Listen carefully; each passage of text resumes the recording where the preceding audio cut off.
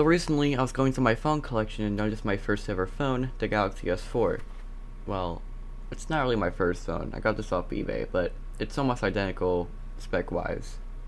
And then after that, I thought about how good it would be using it in 2022. First off, I'd like to mention that this phone was released almost 10 years ago, and has since then been discontinued. The battery's worn down, and it can't stay on for long before shutting off. It's like when you take out the battery while the phone's on. But when the phone was new, it could stand 370 hours of standby. About connectivity, it connects to Wi-Fi just fine.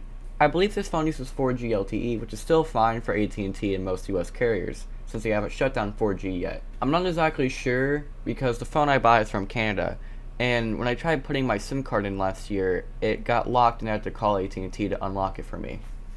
Surprisingly, even though this phone's been discontinued for 8 years, it still has some amazing app compatibility. Most of the apps I tried to install on it work great, and they're still up to date. This phone's kinda slow due to software updates over the years, but it's tolerable. For features, this phone is pretty advanced for its time, and I say that because of air gestures. You could hover your finger over something like a calendar event or an email, and it would show more details, and then it would disappear after you moved your finger.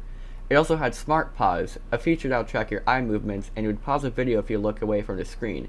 It didn't work that much for me though, or other people, but they tried at least. There was also a feature in the S Health app where the phone could tell you the indoor temperature and humidity. There was also a pre-installed app where you could control your TV with the phone. Lastly, there was a feature called Smart Scroll where you could scroll text when you slightly tilted your phone one way. The design of this phone is alright. It features a 5-inch Gorilla Glass 3 screen and a removable plastic back. It features a 13 megapixel back camera and a 2 megapixel front camera. One thing I always loved about Androids is the notification LED on the corners of the screen. I don't think newer phones have this anymore, but it was a good feature for Android phones. When I used this phone as a main back in 2017, this phone ran well. It was only 4 years old then, but it was still discontinued.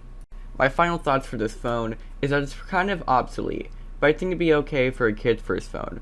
I'd recommend something from 2017 or newer for a basic phone, although people have gotten away from using an S4 for basic tasks. But that's it, goodbye, and thanks for watching.